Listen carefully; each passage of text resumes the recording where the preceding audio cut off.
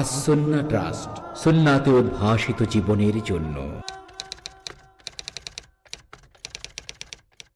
যেটা বলছিলাম ভাইরা, মুসলিম উম্মাহ প্রথম 500 বছর তারা কারো জন্মদিনই পালন করতো না।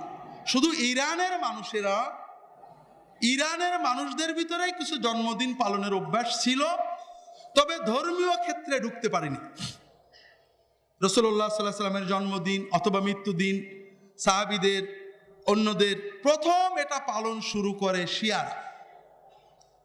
রাসূলুল্লাহ সাল্লাল্লাহু আলাইহি ওয়াসাল্লামের জন্মদিন, ফাতেমার জন্মদিন, আলীর জন্মদিন, হাসানের জন্মদিন, হুসাইনের জন্মদিন, এটা ইরানি সভ্যতা, তাদের ভিতরে জন্মদিন পালনেরই ছিল। তো এটা শিয়াদের ভিতরে সীমাবদ্ধ ছিল। সালাউদ্দিন আইয়ুবের ভগ্নিপতি মুজাফফরউদ্দিন কুকবুরি তিনি একটা চিন্তা করলেন যে মুসলমানদের যে হতোদ্যম, অসহায়, আমি যদি রাসূলুল্লাহ সাল্লাল্লাহু আলাইহি ওয়াসাল্লামের জন্ম উপলক্ষে একটা বড় আয়োজন করি, তাহলে মুসলমানরা এসে এখানে একটু উদ্দীপনা পাবে। তিনি 602 হিজরি থেকে রাসূলুল্লাহ সাল্লাল্লাহু আলাইহি ওয়াসাল্লামের ওফাতের প্রায় 600 বছর পরে 2 সপ্তাহ ব্যাপী মিলাদুন্নবী আয়োজন করলেন। মাস খানেক প্রায় চলত। ওয়াজ হতো, কাওয়ালি হতো, খাওয়া দাওয়া হতো, আলেমদের ওয়াজ হতো, বক্তৃতা হতো, ছড়া কবিতা গান হতো। শেষ দিনে, কোন দিনে? নবীজির জন্মদিনে। তখনও 12 রবিউল আউয়াল প্রসিদ্ধ হয়নি। তখন উলামায়ে কেরামের ভিতরে অনেকগুলো কওলের ভিতরে 2টো কওল প্রসিদ্ধ ছিল, একটা হলো 8, একটা হলো 12। রাসূলুল্লাহ সাল্লাল্লাহু আলাইহি ওয়াসাল্লাম ওফাত 12, বেলাদাতে অনেকগুলো কথা, তার ভিতরে একটা হলো 8, একটা হলো 12। মুহাম্মদ ইবনে সাদ 8 কে তারজি দিয়েছেন, এটাই শক্তিশালী। মুহাম্মদ ইবনে ইসহাক 12 কে তারজি দিয়েছেন। তো উনি একবার 8, একবার 12তে উনার ঈদে মিলাদুন্নবী শেষ করতেন। এইভাবে বাৎসরিক ঈদে মিলাদুন্নবী শুরু হলো। কাদের থেকে শুরু হলো? তার আগে কারা?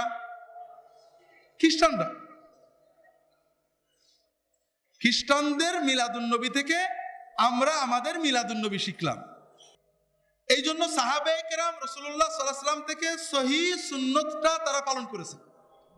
তাদের 2টো বিষয়, কিভাবে মুসলমানদের ভিতরে রবিউল আউয়াল পালন আসলো বলার আগে সাহাবীরা কি করতেন একটু আমাদের বোঝা দরকার। সহিহ মুসলিমের হাদিসে আমরা যখন মিলাদের ব্যাপারে রাসূলুল্লাহ সাল্লাল্লাহু আলাইহি ওয়াসাল্লাম জন্ম বিষয়ক হাদিস খুঁজি, বুখারী, মুসলিম, আবু দাউদ, তিরমিজি, নাসাই, ইবনে মাজাহ, 6খানা কিতাব, মুসনাদে আহমদ, প্রায় 50,000 হাদিস।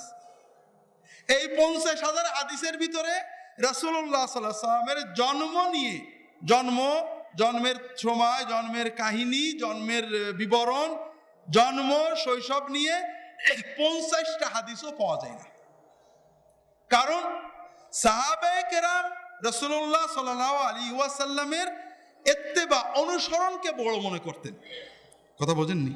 রাসূলুল্লাহ সাল্লাল্লাহু আলাইহি ওয়াসাল্লাম নিজেও জন্মের কথা বলেছেন অল্প। আর এজন্যই আমাদের সমাজে মিলাদ মাহফিলে রবিউল আউয়াল মাসে 95% মিছে কথা বলা হয়। বিশ্বাস করেন, যারা মিলাদের পক্ষে, বড় বড় মিলাদের পক্ষের উলামায়ে কেরাম এবারে বই লিখেছেন, সৈয়ুতি, ইবনে হাজার হাইতামি, আমাদের ফুরফুরার পীর আবু জাফর সিদ্দিকী, আবু বকর সিদ্দিকী রাহমাতুল্লাহ আলাইহির নির্দেশে একটা বই লিখেছেন, এখানে পাবেন আল মৌজুয়াত।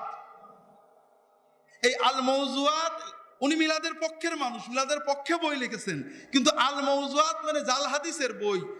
উনি ভূমিকায় লিখেছেন হুজুররা মিলাদ মাহফিলে খালি মিথ্যা কথার ওয়াজ করে, জাল হাদিসের ওয়াজ করে, যেন মানুষ জাল হাদিস শুনে জাল হাদিস বলে জাহান্নামে না যায়।